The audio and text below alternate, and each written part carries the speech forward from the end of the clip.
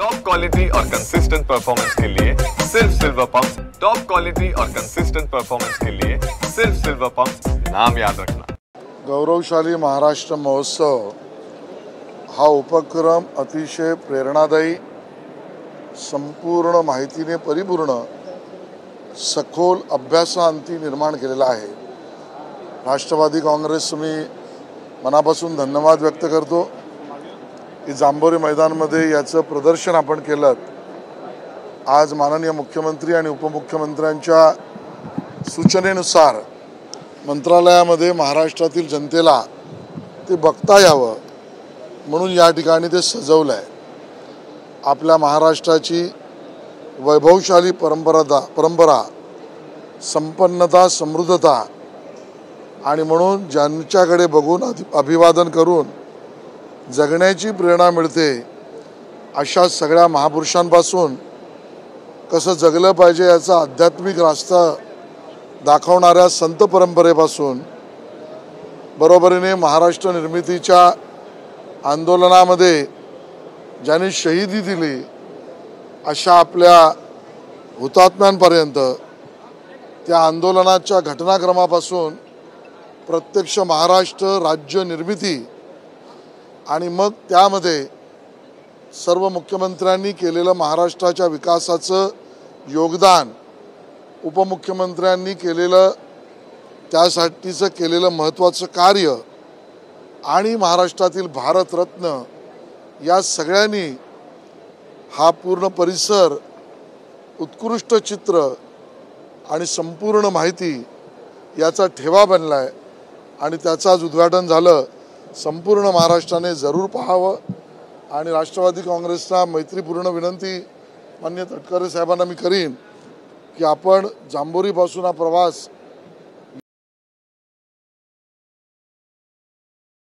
आणली आता जिल्ह्यापर्यंत पोहोचवली पाहिजे। त्यामुळे फिरतं ज्याला आपण म्हणू गाडी, व्हेकल, रथ हा आपण त्या ठिकाणी जिल्ह्यात न्यावा आणि सांस्कृतिक विभाग आपल्याबरोबर आहेच। धन्यवाद।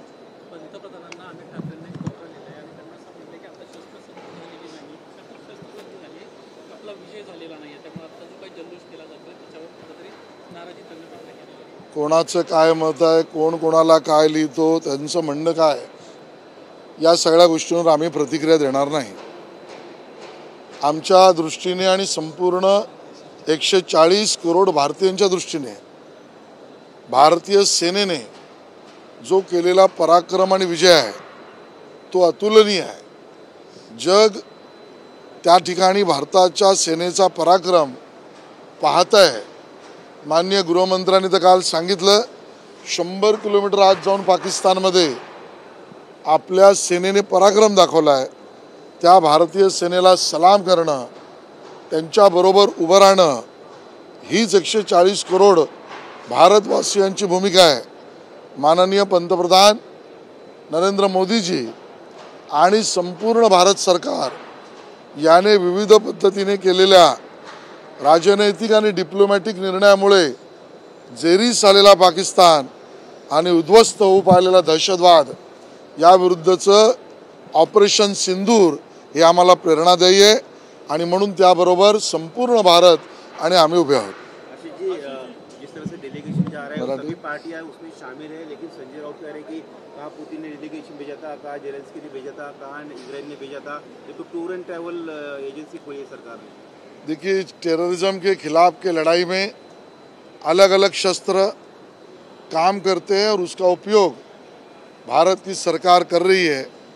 आलोचना करने वालों को उनको मुबारक, लेकिन भारत की जनता ये खुली आंखों से देख रही है और उस प्रकार पूरे दुनिया में पाकिस्तान को बेनकाब करने का काम ये हमारे सभी सांसद जाकर करेंगे और उसके साथ 140 करोड़ भारतवासी साथ में रहेंगे।